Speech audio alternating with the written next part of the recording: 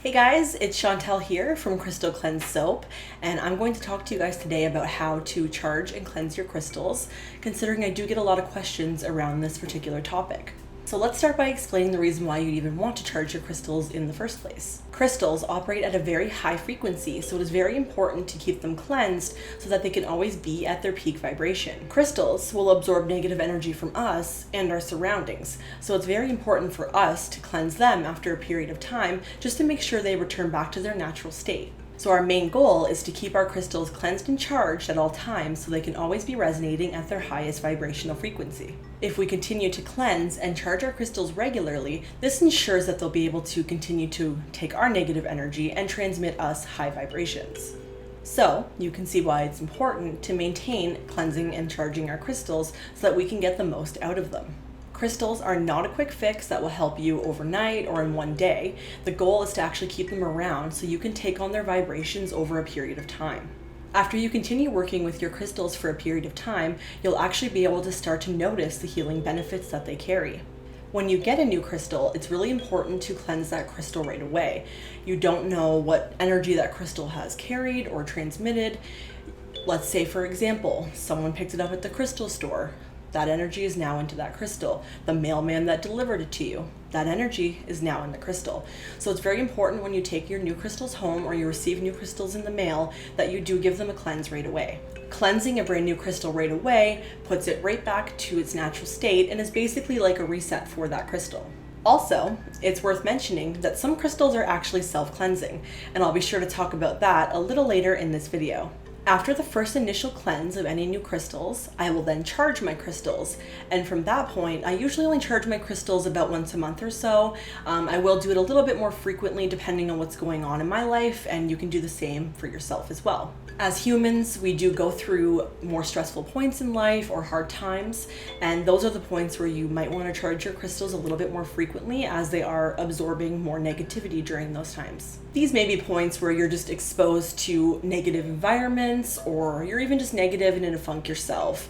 Negative environments can be, a stressful workplace, a stressful home life, friend drama, heartbreak, or even battles with yourself like anxiety or depression. If you're going through hard times, you definitely will want to be charging your crystals more frequently just so they can always be at their natural vibrational state like we talked about earlier in this video.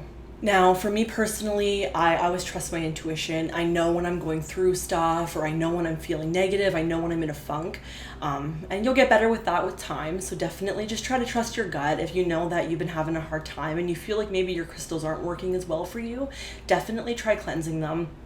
It's relaxing to do. It personally makes me feel good when I do cleanse my crystals. It can actually help raise your own personal vibration, just cleansing your crystals alone. You can even hold your crystal in your hand and try to feel its energy. If you feel like it's not giving you that same feeling when you first got it, definitely a time where you'd want to charge it. All right, so with that being said, what are the ways that we can cleanse our crystals? So let's start with number 1. So the first way to charge your crystals is just by using water. It is optimal to use a natural flowing river, a stream, creek, waterfall, but if you don't have access to one, don't fret, not a big deal, your tap will work just fine. So how you do this is actually just by holding the crystal under flowing water.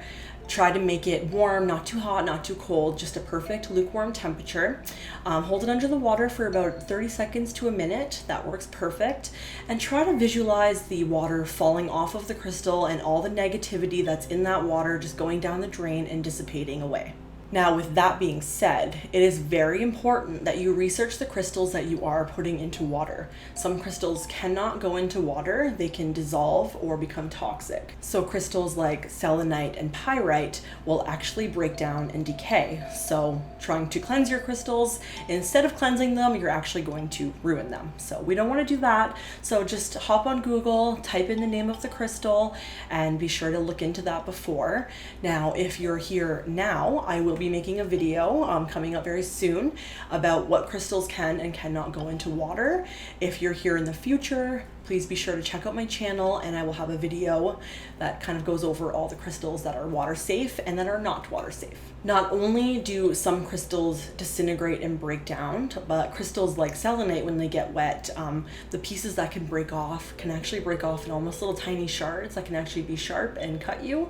So that's also another thing you want to avoid, is actually getting hurt by cleansing your crystals. Another method with water that I don't personally do is actually submerging them into a bowl of water. You do run the risk this way of them kind of almost sitting in the water too long and breaking down and disintegrating. So just be careful with that, and make sure again that you do your research and you know that that crystal is okay to go in the water. And if you do rinse your crystal under the tap, like I mentioned, just be sure to pat it dry after. And that brings us into method number 2, which is sea salt. It sounds simple enough, and that's because it is. All you want to do is take a bowl or container and fill it with sea salt and simply rest your crystals on top. And just like how we bathe in sea salt, it's going to remove any stress, negativity, anxiety, just like it does for you. It does the same thing for your crystals. You can leave your crystals sitting on the salt for a day, 24 hours, even longer if you feel like they really need it. Again, this is a situation where you need to do what feels right for you and use your intuition and see how your crystal is feeling and how you feel with your crystal's energy. Now you can take this sea salt method one level up by actually getting your crystals ready, putting the salt down, putting your crystals on top, and then taking them out to a full moon and charging them on the salt under the full moon. This way, the salt takes away all that negativity, like I talked about, and the full moon charges them. So you're doing a double whammy where you are cleansing and charging your crystals at the same time. If you're looking for another way, we can move on to number 3, which is burying your crystals in dirt. Another way to cleanse your crystals is simply burying them in the earth. Find a spot in your backyard and dig a small hole and bury your crystals into the soil. Leave them covered underneath the soil for 24 hours, even up to 3 days. Again, use your intuition. When you use the method of burying your crystals into the earth's energy grounds your crystals, and it disperses any of that negativity that the crystal's been carrying and puts it right back into the earth. Like I mentioned in the water segment, you definitely want to research the crystals, and crystals that are typically not safe for water are not going to be safe for the burying method either. Earth contains moisture, it could rain outside, you don't want to risk those crystals disintegrating or breaking down or getting ruined. So again, do your research and know which crystals are safe for any moist conditions. After you feel like you've left those crystals in the earth for long enough, go ahead, dig them up. I like to give them a nice rinse after, just to make sure there's no dirt left behind on them, and pat them dry. Just a little segue here. Like I mentioned at the beginning of this video, I am the owner and creator of Crystal Cleanse Soap.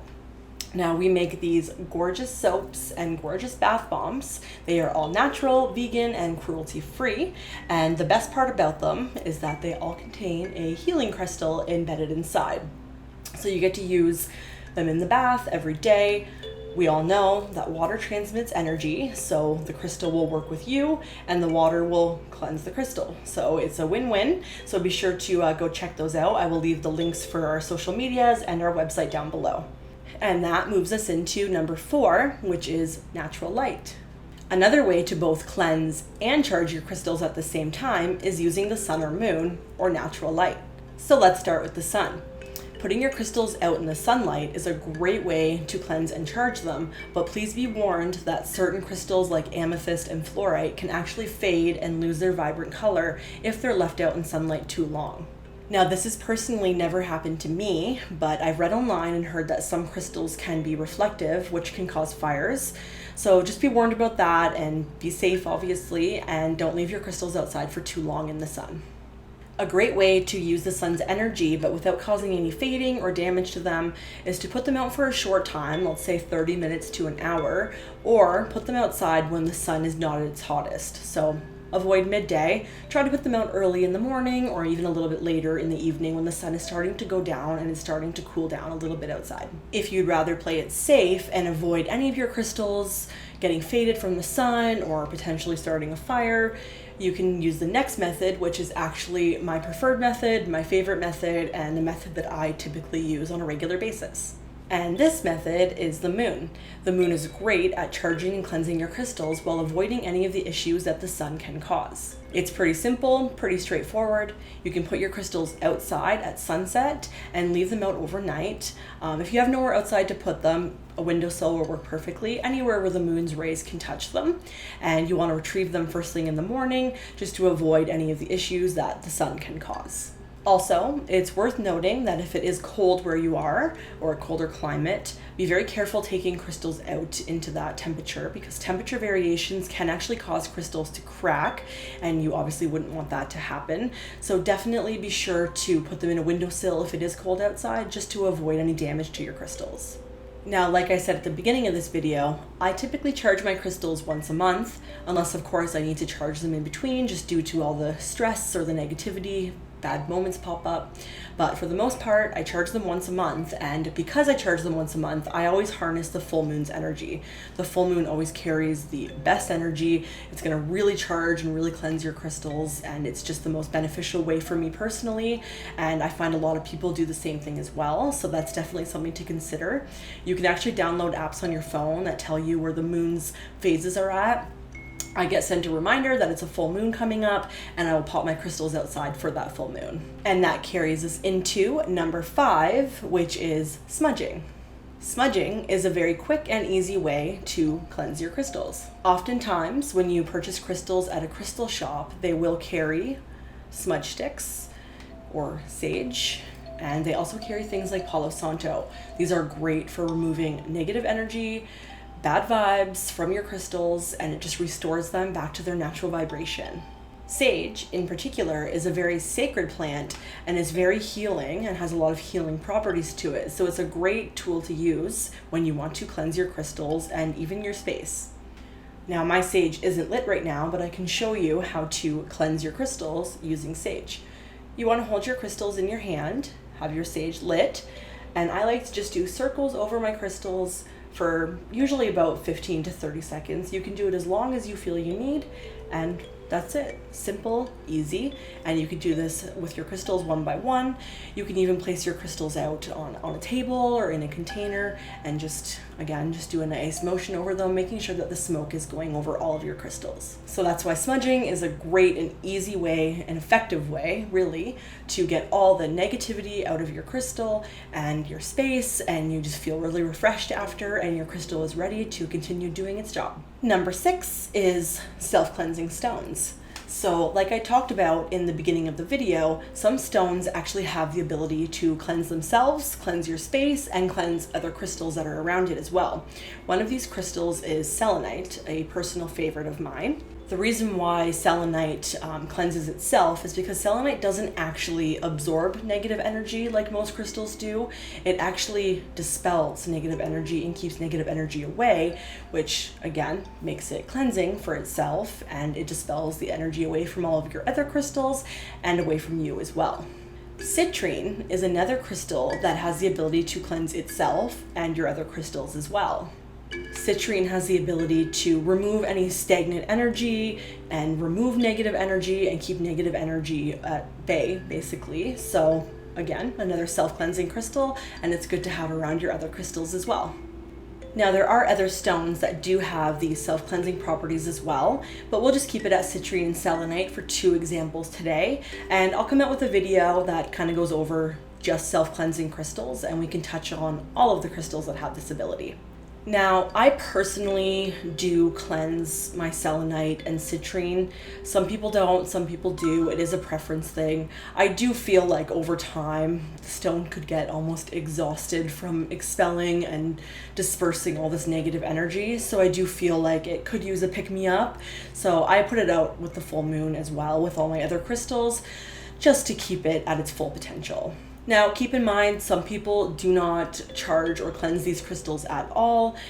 Personal preference thing. I do personally. You don't have to if you don't feel like you need to. And if you do feel like you need to, it may not be as frequent. It may be every other month you put them outside. I just put them out because I'm already putting my crystals outside, and I just let them join the gang when they go out. And this brings us to our last and final way to cleanse your crystals, which is actually the Tibetan singing bowl. Now, this method uses sound to actually cleanse your crystals. If you pop onto YouTube, you can look up Tibetan singing bowls, and you'll be able to hear the sound it makes for yourself. For me, it almost sounds like a very clairvoyant, resonating sound. It's very beautiful, so be sure to check that out if you haven't heard one yet. Singing bowls can usually be found at places that sell crystals and sage, and I'm sure you can find them online as well. The singing bowl is first struck with the tool that it comes with, and you move that tool around in a clockwise motion, and that sound, that clairvoyant resonating sound, is said to promote relaxation and has healing benefits. The sound emitted can actually transmute negative energies and balance them into positive energies. Now, in order to use this method to actually cleanse your crystals, what you want to do is lay your crystals around the singing bowl, do the technique to get that sound emitted, and once you feel like your crystals are cleansed, then you're all done. Thank you so much for tuning into this video. I hope I was able to share some of my crystal knowledge with you guys. And don't forget to subscribe to our channel, drop a like, and if you have any questions or you're stuck on anything, please be sure to leave it in the comments down below, and I'd be happy to help you.